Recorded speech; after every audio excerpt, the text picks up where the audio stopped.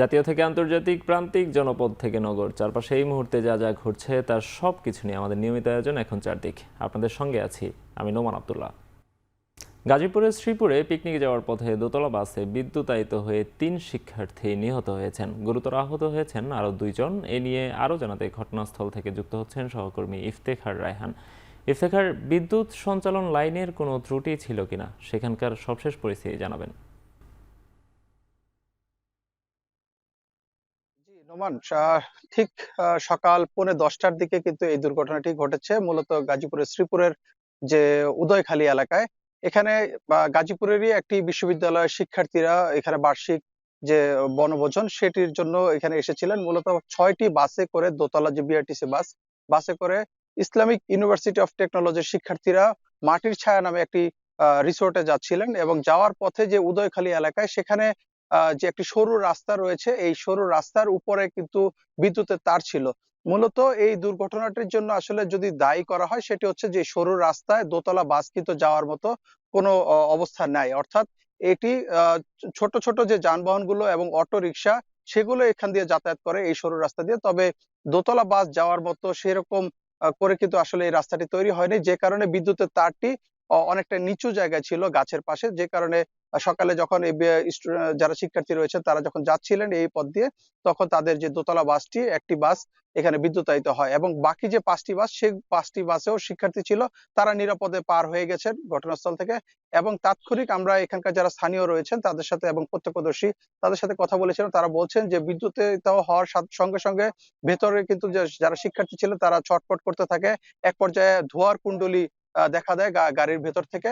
পরবর্তীতে তারা বিদ্যুৎ অফিসে ফোন দিয়ে যে বিদ্যুতের যে সঞ্চালন যে লাইনটি রয়েছে সেটি বন্ধ করার জন্য বলেন এবং সেখান থেকে কিন্তু বিদ্যুৎ লাইন বন্ধ করে দেওয়ার ফলে কিন্তু এখানে ঘটনাস্থলে একজন মারা যান এবং আরো 2 জনকে কিন্তু হাসপাতালে গিয়ে তাদেরকে চিকিৎসকরা মৃত ঘোষণা করেছে। সব মিলিয়ে 3 জন শিক্ষার্থীর মৃত্যু ঘটেছে এই ঘটনায় এবং 2 জন শিক্ষার্থী আহত রয়েছেন, তাদেরকে হাসপাতালে নেওয়া হয়েছে এবং বাকি যে শিক্ষার্থীরা রয়েছেন তারা এখানে যে মাটির ছায়ার যে রিসোর্টটি রয়েছে সেখানে তারা অবস্থান করছে। তো সবকিছু মিলে গাজীপুরের যে শ্রীপুরের যে ঘটনাস্থল থেকে এই ছিল আমার কাছে দুর্ঘটনার সবশেষ তথ্য।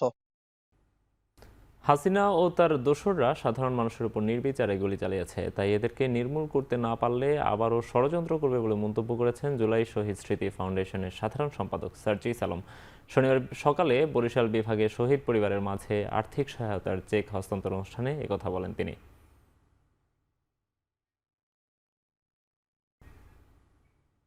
খুনি হাসিনার এবং তাদের দোসরদেরকে এই জবাবটা দিতে হবে যে এই ইশরাত, আব্দুল্লাহ, সামিউলরা কাদেরকে এখন থেকে বাবা বলে ডাকবে। সারা জীবন শুধু নিজের পরিবারের মানে গান গাইতে গাইতে এই ক্ষমতাটাকে আষ্টে পিষ্টে ধরে রেখেছে। যেখানেই আপনি যাবেন তার পরিবারের কান্নাকাটি শুরু হয়েছে। তার পরিবারে 18 জন মানুষ আর এই 2000 জন মানুষ না। এদেরকে খুন করার সময় তার বুকটা একটুকুও কাঁপে নাই। জুলাই বিপ্লবে গুলিবিদ্ধ মোহাম্মদ বাবুকে উন্নত চিকিৎসার জন্য থাইল্যান্ডে পাঠানো হয়েছে। সকাল 11টার দিকে বাংলাদেশ বিমানের একটি ফ্লাইটে ব্যাংককের উদ্দেশ্যে যাত্রা করেন তিনি। ব্যাংককের বেজথানি হাসপাতালে চিকিৎসা নেবেন তিনি। নয়াপল্টনের ছাপাখানার কর্মচারী মোহাম্মদ বাবু ছাত্র জনতার আন্দোলনকালে 20 জুলাই হেলিকপ্টার থেকে ছোড়া গুলিতে আহত হন। গুলি তার পেটের নিচের অংশ দিয়ে ঢুকে ছিন্ন ভিন্ন করে খাদ্যনালী, মূত্রথলি ও কোমরের হাড়। মুগদা মেডিকেলে তার পেটে 2 বার অপারেশন হয়, তবে অবস্থার উন্নতি না হওয়ায় বিএসএমএমইউতে স্থানান্তরিত করা হয়। সেখানেও খুব একটা উন্নতি না হওয়ায় মেডিকেল বোর্ড তাকে দেশের বাইরে পাঠানোর সিদ্ধান্ত নেয়। বিমানবন্দরে উপস্থিত ছিলেন স্বাস্থ্য অধিদপ্তরের মহাপরিচালক অধ্যাপক মোহাম্মদ আবু জাফর। এ পর্যন্ত বাবুসহ সরকারি ব্যবস্থাপনায় বিদেশে চিকিৎসা নিতে গেছেন 6 জন।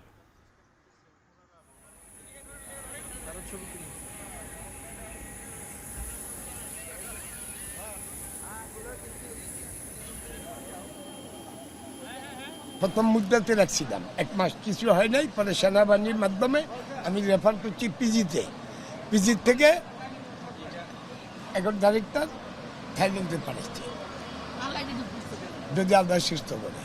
একটা বোর্ড করেছে এবং তারা মনে করছেন যে আরো হায়ার সেন্টারে তার চিকিৎসা হওয়া উচিত, বিশেষ করে পায়খানার জন্য যেগুলো আসছে সেগুলো যাতে ইনফেকশন হয়ে যায়। অপারেশন শুধু যে করলে রেজাল্ট ভালো আসবে তা না, এখন যেগুলো ইনফেকশন কন্ট্রোল করতে হবে, তার রোগ প্রতিরোধ ক্ষমতা বাড়াইতে হবে শরীরে এবং সেটা একটা পুষ্টি দ্বারা সম্ভব। তো তার এখন যে অবস্থায় সে খেলেই বের হয়ে যাচ্ছে, এই পুষ্টিটা কোনোভাবে তার শরীরে কাজে লাগছে না।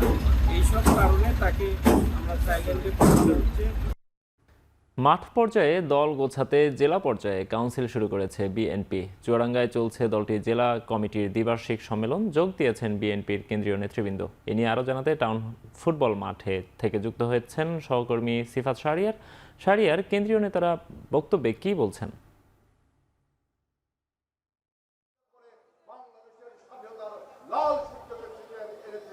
তারা এখানে এই বার্তাটি দিচ্ছে মূলত নোমান, যে গণ অভ্যুত্থানের পর, গণ অভ্যুত্থানের সময় তারা যে ঐক্যবদ্ধ একটি বাংলাদেশ দেখেছে, সেই ঐক্যবদ্ধ অবস্থায় যাতে থাকা যায় এবং যারা এখনো বাংলাদেশকে বিশৃঙ্খলার চেষ্টা করছে তাদেরকে থেকে সতর্ক থাকার জন্য বলা হচ্ছে। এবং আমরা যেটি দেখেছি সকাল থেকে কেন্দ্রীয় কিছু নেতৃবৃন্দ এবং জেলা বিএনপির থেকে যারা রয়েছে চুয়াডাঙ্গা, তারা কথা বলছেন।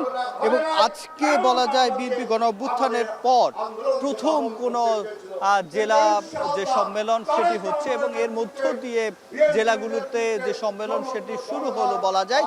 এবং এই চুয়াডাঙ্গায় 1.5 যুগ পর সম্মেলন হচ্ছে এবং আজকের সম্মেলনের মধ্য দিয়ে এখানে বলা যায় নতুন একটি কমিটি দেয়া হবে এবং এখানকার যারা স্থানীয় নেতাকর্মী রয়েছে তারা যেটি বলছে এর মাধ্যমে তাদের যে সাংগঠনিক কাঠামো এবং কাজ সেটি আরো গতিশীল হবে এবং সেই সাথে সামনে নির্বাচনকে সামনে রেখে কেন্দ্রীয় নেতারা এবং বলা যায় যে বিএনপি একটি রাজনৈতিক বার্তাও দিতে চাচ্ছে। অর্থাৎ এর মাধ্যমে সামনের যে নেতাকর্মীরা, অর্থাৎ বিশেষ করে তৃণমূলের নেতাকর্মীদেরকে সংঘবদ্ধ থাকার যে বিষয়টি সেটি যাতে রাখা হয় সেই বিষয়টি আসলে তারা এখানে তুলে ধরছেন। এবং আমরা যেটি দেখছি কেন্দ্রীয় নেতাকর্মীরা এখানে উপস্থিত রয়েছেন। বিএনপি মহাসচিব মির্জা ফখরুল ইসলাম আলমগীর সকাল থেকে এখানে আছেন, প্রেস উইং এর কর্মকর্তারা আছেন এবং পেছনেই দেখা যাচ্ছে ভার্চুয়ালি যুক্ত আছেন বিএনপির ভারপ্রাপ্ত চেয়ারম্যান তারেক রহমান। তিনি কিছুক্ষণ পরেই বলা যায় এখানে নেতাকর্মীদের উদ্দেশ্যে বক্তব্য দেবেন এবং এর আগে মহাসচিব বক্তব্য দেবেন এবং বিকেলেই ভোটের মধ্য দিয়ে তাদের যে কার্যক্রম, অর্থাৎ এখানকার যে পূর্ণাঙ্গ কমিটি সেটি ঘোষণা করা হবে। পূর্ণাঙ্গ কমিটি ঘোষণার পরে মূলত এখানকার যে কার্যক্রম সেটি আরো বেশি গতিশীল হবে এবং গণ অভ্যুত্থানের পর বিএনপি তার যে তৃণমূলের রাজনীতি যারা করে এবং নেতাকর্মী যারা রয়েছে তাদেরকে আরো বেশি ঐক্যবদ্ধ থাকার জন্য বারবারই আহ্বান জানাচ্ছে। নানা জায়গায় বিশৃঙ্খলা হচ্ছে, তবে সেই বিশৃঙ্খলা যাতে না হয় সে বার্তাটি এখান থেকে দেয়া হচ্ছে। এবং আজকে এখানকার যে মানুষ রয়েছে, এখানে আমরা দেখেছি মাঠে মানুষের ঢল নেমেছে নেতাকর্মীদের বিএনপির, তাদের তাকিয়ে আছে তারেক রহমান কখন কথা বলবেন এবং তাদের উদ্দেশ্যে কি বার্তা দেবেন সেটি এখন দেখার বিষয়। তো নোমান, এই ছিল আমার কাছে চুয়াডাঙ্গা থেকে সবশেষ। পান্থপথে দৃক গ্যালারিতে শুরু হয়েছে বাংলাদেশের তরুণদের দৃষ্টিভঙ্গি নিয়ে বিশ্ব ব্যাংক দেয়াল চিত্র প্রদর্শনী paint your sky make it yours. সকালে প্রদর্শনীর উদ্বোধন করেন অর্থ উপদেষ্টা ডক্টর সালেহ উদ্দিন আহমেদ ও বিশ্ব ব্যাংকের country director Abdoulaye Seck. This exhibition renews our focus on empowerment of young people and creating opportunities for them. Our current partnership framework for Bangladesh. One painting he expressed about 100 pages of write-up. And the most famous painting you remember, Spanish Civil War, Guernica. Yeah. The horse was crying. The expression of the whole country was under the dictator fascist regime. So these are the things which moved everybody. And art, I think the way they have expressed, I was looking through the walls, the most expressive. এবার আন্তর্জাতিক খবর। উন্নত ও অনুন্নত দেশগুলোর মতবিরোধের জেরে অতিরিক্ত সময়ে চলছে COP29 জলবায়ু সম্মেলন।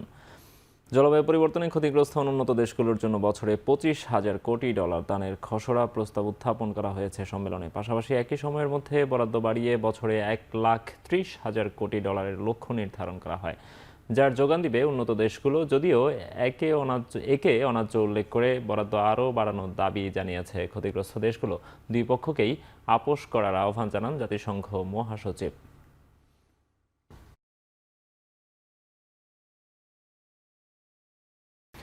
তরুণ প্রজন্মকে মাদকসহ অপরাধ কর্মকাণ্ড থেকে দূরে রাখতে টাঙ্গাইলের ধনবাড়িতে অনুষ্ঠিত হলো 11.5 কিলোমিটার হাফ ম্যারাথন প্রতিযোগিতা। এতে অংশ নিয়েছেন দেশের বিভিন্ন জেলার 4 শতাধিক প্রতিযোগী। শনিবার সকালে স্বেচ্ছাসেবী সংগঠন স্পোর্টস লাভার্স অ্যাসোসিয়েশনের প্রথম প্রতিষ্ঠা বার্ষিকী উপলক্ষে ম্যারাথনের আয়োজন করা হয়। অংশগ্রহণকারীরা বলছেন, প্রতিটি মানুষের শরীর সুস্থ রাখতে অধ্যবসায়ের বিকল্প নেই। তরুণ প্রজন্মকে মুঠোফোন, অবাধ ইন্টারনেট ব্যবহার, মাদকসহ অপরাধ কর্মকাণ্ড থেকে দূরে রাখতে এমন আয়োজন গুরুত্বপূর্ণ ভূমিকা রাখবে। অনুষ্ঠানে শিশুদের খেলাধুলা, কাবাডি, রশি টানাটানি সহ নানা খেলার আয়োজন করা হয়।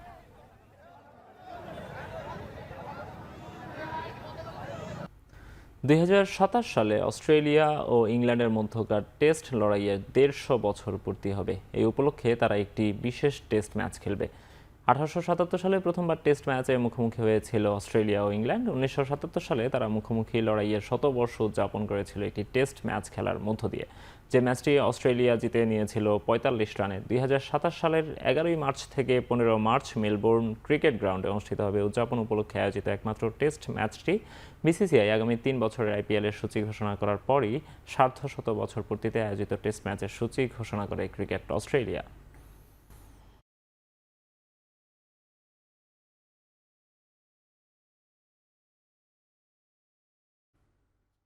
শেষ করছি এখন চারদিকের আজকের আয়োজন। এখন টেলিভিশন ওয়েবসাইটে দেখতে ভিজিট করুন www.ekhon.tv। এছাড়া ফেসবুকে দেখুন facebook.com/tv.ekhon, ইউটিউবে এখন টেলিভিশন দেখুন youtube.com/c/ekhon tv এই লিঙ্কে।